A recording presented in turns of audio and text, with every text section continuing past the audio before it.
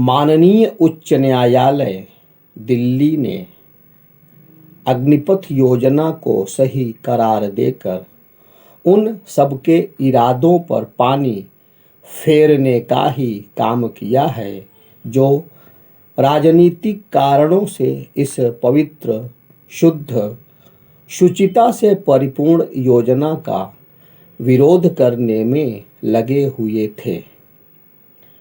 हमारे देश की सबसे बड़ी विडंबना यह है कि यहाँ पर हर अच्छी योजना का, हर सही जनहित कार्य से संबंधित योजना का एवं हर सही कार्य का विरोध किया जाता है। यह कहाँ तक उचित है, यह कहाँ का न्याय है। यह सहज ही समझा जा सकता है कि इस योजना का विरोध केवल और केवल राजनीतिक लाभ के लिए ही किया जा रहा था। एक तरफ तो वे बेरोजगारी का रोना रोते हैं और दूसरी ओर भी शोर मचाते रहते हैं, और जब रोजगार उपलब्ध कराया जा रहा है तो यह आपत्ति क्यों? जब हमारे देश में छात्र तरह तरह की डिग्री लेकर केवल यहाँ वहाँ यूं ही घूमते रहते हैं, तो जो योजना केवल प्रशिक्षण के तौर पर है और उसमें अच्छी खासी उपलब्धियां हैं, सुविधाएं हैं, तो विरोध क्यों?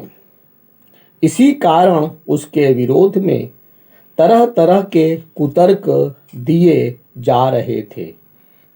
कई बार तो इन कुतर्कों का स्थान बेहूदे बयानों ने भी ले लिया, जैसे कि हाल में बिहार के सहकारिता मंत्री महोदय ने कहा कि अग्निपथ योजना के चलते देश की सेना नाकारा हो जाएगी। क्या ऐसा संभव है? हमें तो अपनी सेना पर गर्व करना चाहिए और उनका हर हाल में सम्मान करना चाहिए, और हम अपनी सेना पर अंगुली उठा रहे हैं। वह तो यहाँ तक कह गए कि जिसने भी इस योजना का प्रस्ताव बनाया हो उसे फांसी की सजा हो जानी चाहिए, उसे फांसी पर चढ़ा दिया जाना चाहिए।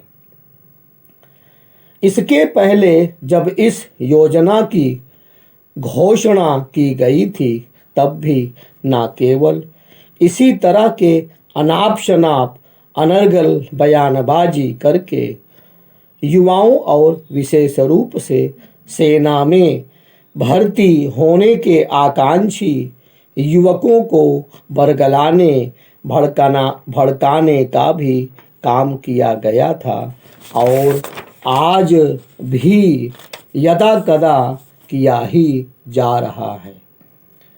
इसी कारण इस योजना के विरोध में देश के कई हिस्सों में हिंसा हुई थी।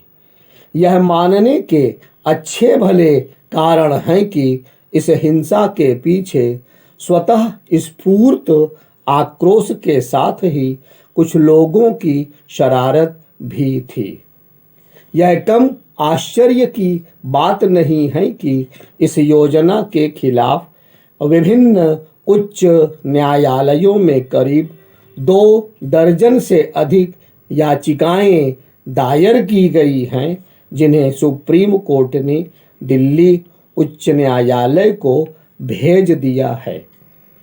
उसने इस योजना को सही करार देते हुए कहा है कि यह योजना हर हाल में जनहित एवं राष्ट्र हित में है। यह समझा जाना चाहिए कि अग्निपथ योजना यह सुनिश्चित करने के लिए बनाई गई है कि हमारे सशस्त्र बल बेहतर ढंग से सुसज्जित हों। एक ऐसे समय में जब युद्ध के तौर तरीके बदल रहे हों, तब भारत के लिए यह नितांत आवश्यक हो जाता था कि वह भी वर्तमान चुनौतियों को देखते हुए अपनी सेना को सक्षम बनाए, ताकि हर समस्या का सामना बखूबी किया जा सके। इस योजना के अमल में आने से एक तो भारतीय सेना की औसत आयु कम होगी और दूसरे कहीं अधिक सक्षम, योग्य, कुशल एवं अनुशासित सैनिक मिलेंगे। इस योजना के तहत भर्ती अग्निवीर 4 साल के लिए सेवाएं देंगे। इनमें से 25% की ही सेवाएं आगे ली जाएंगी जो अधिक सक्षम, योग्य, कुशल एवं अनुशासित तथा हर कला में दक्ष होंगे।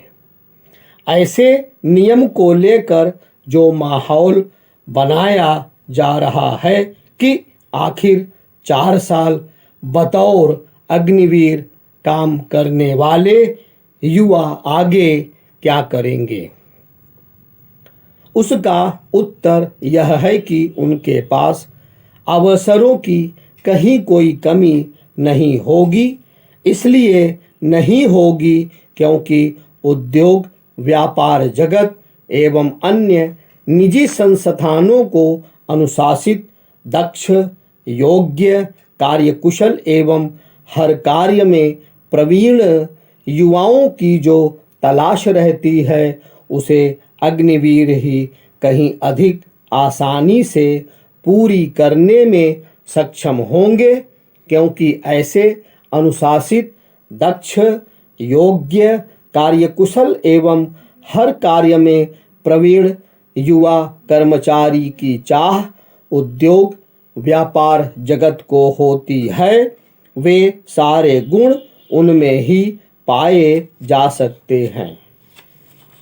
4 साल का सैन्य प्रशिक्षण अग्निवीरों को बेहतर नागरिक के रूप में निखारेगा। सैन्य प्रशिक्षण अग्निवीर अपने व्यक्तित्व के निर्माण में करते हैं। वे उनमें हर संभव सहायक ही सिद्ध होते हैं। इस बात का पता इससे भी चलता है कि कई देशों ने अनिवार्य सैन्य प्रशिक्षण के कठोर नियम बना रखे हैं। यह बात तो आप भी अच्छी तरह से जानते ही होंगे कि दुनिया के कुछ देश ऐसे भी हैं जहां पर सैन्य प्रशिक्षण सभी छात्रों के लिए अनिवार्य बना दी गई है, चाहे वह बालक हो या बालिका, स्कूल हो या कॉलेज, सभी को सैन्य प्रशिक्षण दिया ही जाता है। इससे उनमें देश की सेवा करने की जो ललक जग जाती है, वह देखते ही बनती है। उनमें स्वतः ही देशभक्ति की भावना भर जाती है और वे इसी भावना से देश की सेवा करने के लिए हर पल तैयार भी रहते हैं। देश की सेवा करना उनका पहला परम कर्तव्य बन जाता है। कुछ देश तो ऐसे भी हैं जहां पर 18 वर्ष की आयु पूरी करने के बाद, कॉलेज की शिक्षा ग्रहण करने के बाद सेना में कुछ निश्चित साल के लिए सेवा देना अनिवार्य कर दिया गया है। अन्यथा की स्थिति में उनको समस्त सरकारी सेवा से, सुविधा से वंचित कर दिया जाता है। जय हिंद।